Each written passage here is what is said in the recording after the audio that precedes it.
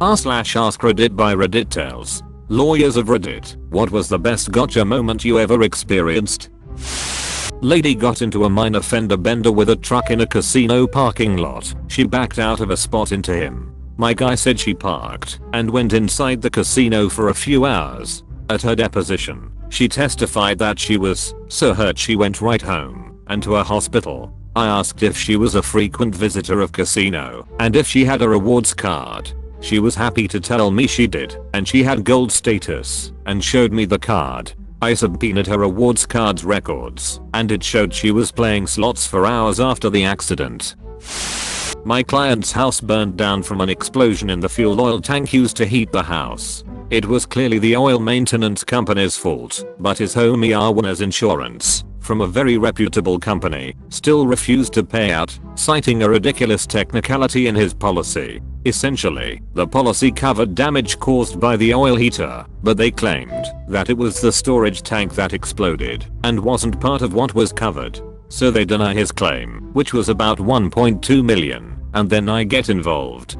During a deposition with the claims adjuster, I ask how she came to the conclusion that the storage tank was not a part, or at least connected to, the heater. She states that she relied on her expert witness who was an engineer. Little did she know I had already checked this person's background. He had zero engineering experience or education. As most of you might know, you don't get attorney's fees in most cases. However, when an insurance company denies your claim in bad faith, now you do. Her little admission cost the company about $500k in fees, on top of the original claim for 1.2 million.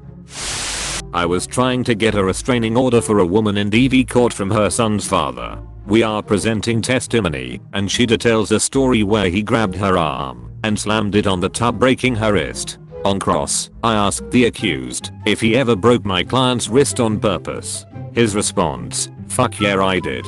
She was 9 months pregnant, about to smoke crack, and wouldn't stop. I tried to grab her arm to get the pipe and protect my unborn son. Fuck me. She left that detail out in her conversations with me.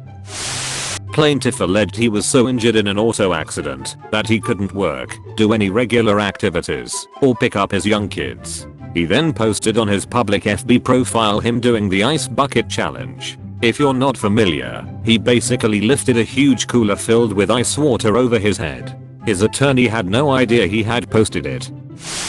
Perhaps not my best, but it was recent and pretty good. I represented a guy whose car died in the middle of the freeway at 4 AM. He put his hazard lights and called 911 for help. At the same time, an LAPD cop, heading to work around the same time, in a police unmarked car, was driving around 92 miles per hour deconstructionist. He doesn't see our guy, strikes him and causes a major 6-car collision, including overturning an 18-wheeler truck. Police arrive and take photos. LAPD officer claimed our guy did not have his hazard lights on, and he was only driving 60 miles per hour. He was trying to put some of the fault on our guy. At the deposition of the investigating officer, she doesn't remember if our guy's hazard lights were on or not. Attorney bring photos from the scene. One of the photos showed my guy's hazard lights on. We were dismissed shortly thereafter. Not a lawyer, but when I was in the military I was accused of something I didn't do, and I had to go to court over it. And during court the prosecutor started to detail this investigation and how they had staked my apartment out for months.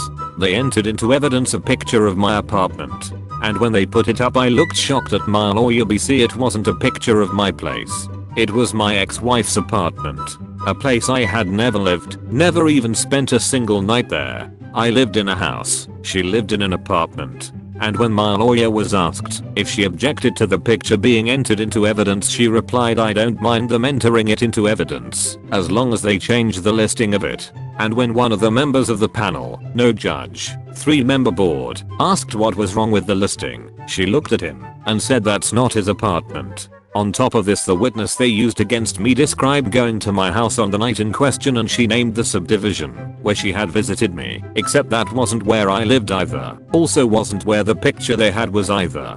Case was dismissed, and I was told they requested the witness to return to answer questions about perjury. Represented a DUI client who swore up and down to me he hadn't been drinking or doing any drugs. Newbie officer who had his field training officer with him in the car. Rookie pulls client over for attack violation. Walks back to the car with body camera still on. Training officer says get him out for a DUI and the rookie says, but he's not intoxicated, to which the reply was do it anyway. Body cam clicks off, turns on 7 minutes later, and they're doing field sobriety exercises on my client. Client sat in custody for 3 weeks, until I finally got the tape from the prosecutor, and presented it to the judge. The oh shit looks from the prosecutor and FTO when the judge saw the tape. I'll treasure that one. Judge wrote the police chief a letter saying the FTO was dead to him, and he'd deny every search warrant he tried to bring thereafter for being a liar.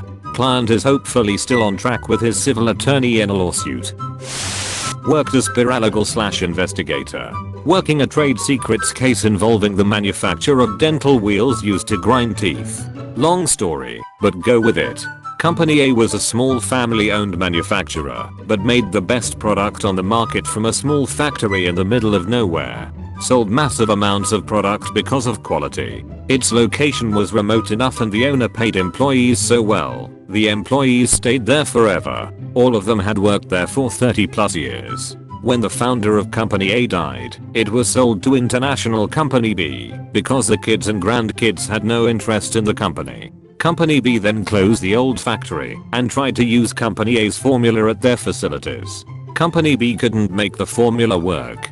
Now enter Company C, another international company who lost the bid on buying Company A. When Company C heard about the problems Company B was having, they bought the old factory facilities and then rehired the old staff to restart production. All the employees of old Company A were delighted to have their good paying jobs back and went straight to work, producing the better quality items once again, and Company C's product worked. Company B sues Company C for trade secrets violation.